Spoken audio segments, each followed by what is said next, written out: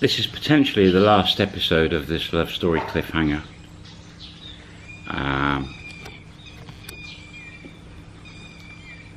And everything about this story is true.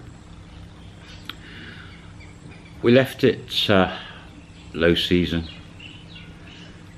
had come and gone again, and that's a year and a bit that the Tim and Jin have been in the bar. The lease came up.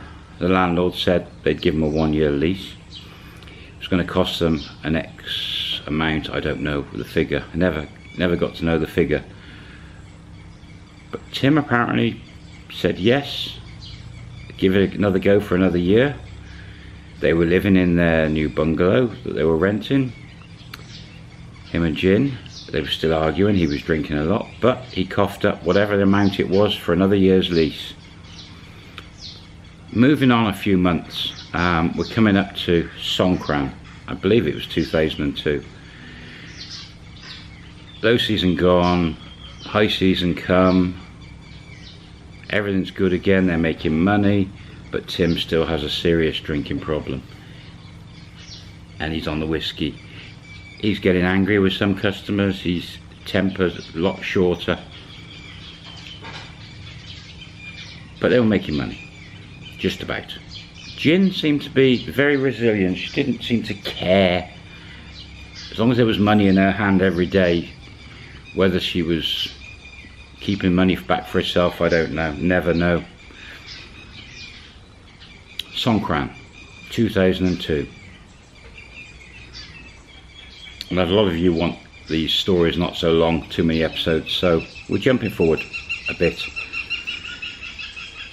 In Songkran, especially in places like Pattaya, water is thrown over people and ice introduced to the water and ice water thrown over people. Along Beach Road, even the fire hydrants are hooked up to these big hose pipes, and people have hoses and they're spraying the taxis and songtails going past with people all in the back. Those are big jets of water. One of the mornings of Songkran, Jim's coming along Beach Road from the Dolphin Roundabout end towards somewhere along between 4 and Soi 6 and Soi 4, or even Central Road, somewhere along there. And one of these hydrants is blasted at a songtail, and somehow, I don't know how, Tim gets knocked off, blown off his bike by this water. Luckily, just a few scratches, but apparently he got up, and it must have been lunchtime on his way to the bar. He got up and he, with his one hand, dragged the bike to the side of the road, left it lay down, kicked the bike, and just walked off. And left it. Just totally left it. Threw his helmet down, walked off up to Soi 8 and up the road to his bar. Gets to his bar, tells Jin she's there, what's happened, and she's gone running off, probably to retrieve the bike.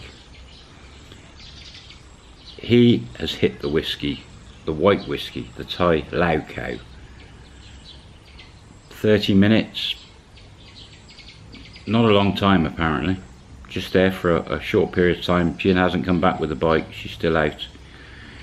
And according to the cashier, Tim's walked off towards Beach Road end and just walked off. And maybe 30 minutes later, Jin's come back, she's got the bike, she's pushed it all the way back, it's still, and she's parked it as close as she can to the bar and come back in, and Tim's not there. She's tried to ring him, but he was never one for phones, not in Thailand anyway. No answer. And then she just carried on at the bar, the bike's parked up, and Tim's wandered off. Now that Lao Cow Thai whiskey is very strong, and I've heard stories where it can just play mind games with you. It can totally haze your thoughts and it's just so strong, and you've got to be very careful drinking it. And if you're mixing it with other things, you've got to be careful. That morning I was in my bar until 7, that lunchtime, as normal. In the afternoon, everything normal. Tim never appeared all afternoon, and about 5 o'clock, 5:30, Jin, police turned up at the bar. How they tracked, I don't know. Anyway, they found her, whether they'd rung her or something, I don't. One of the sad things in Thailand, in Asia, all over the world, had happened. Tim apparently had gone to a certain hotel on Beach Road, got past the reception, taken a lift up, and come back down without a lift, ending his life. Nobody knows to this day what was in his mind, what he was going through. He'd been arguing with Jin. I'd seen that myself. I'd spoke to him. He was mixed feelings. When he was drinking, he was a different person. Being knocked off his bike with water, damaging his bike.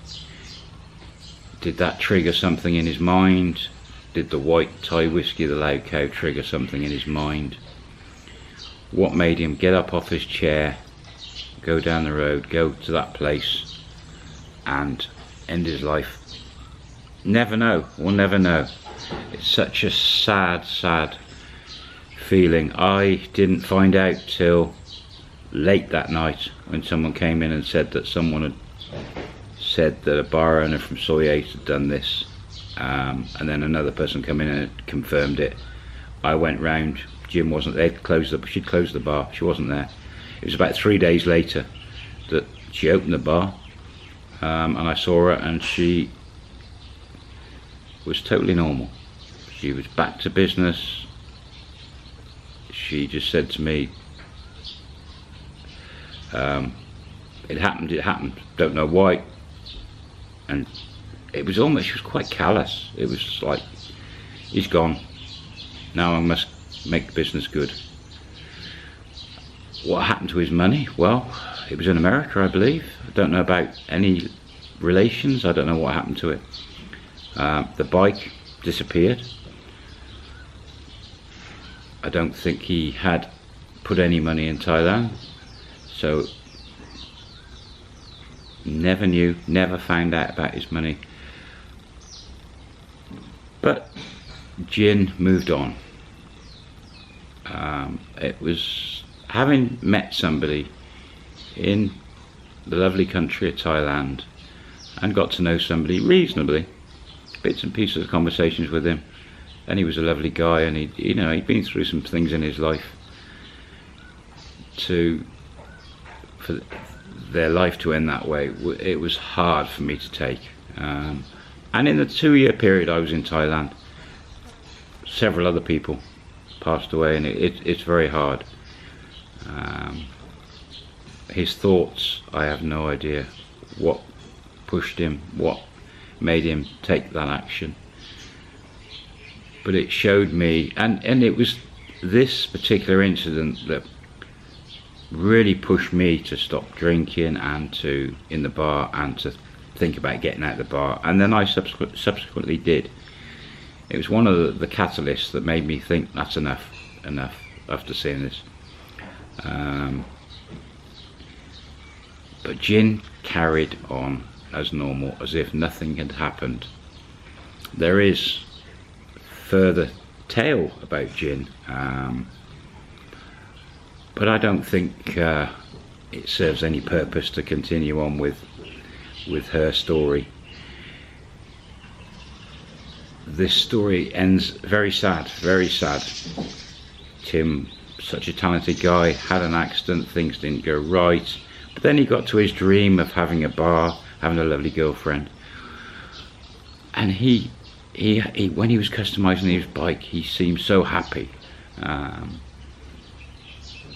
yeah, very, very sad ending for him. and I'll never forget him. And this is one of the things you have to be careful of with moving across the other side of the world, or going on extended holidays with money you're investing. If you're going into the industry with bars and things, you have to be astute. You have to keep off that alcohol, I would say. But it's so hard to do. People constantly buying you drinks. It's very tough to say no, because you're stopping money coming into your business, which makes the profit.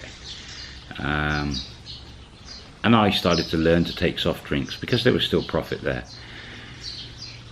But Tim, rest his soul, it's a very sad ending. Hopefully he had some good times over those years, and whether it's could have ever been different, I don't know. Was it the drink? I think it was. I think it was the alcohol that pushed him. And the fact his beloved bike got damaged when he came off it, that just probably tipped him over the edge. Such a sad, sad day.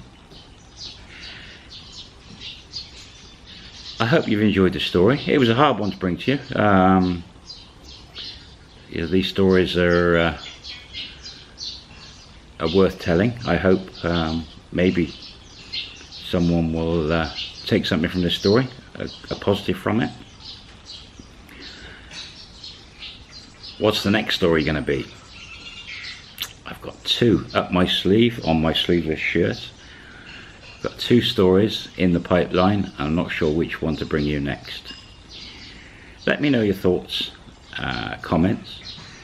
Do you want a happy ending love story next? Do you want an evil woman story? There's a few there to come. Thanks for watching. Please don't forget, subscribe if you haven't. Thumbs up, that'd be great. And I'll see you soon. Bye for now.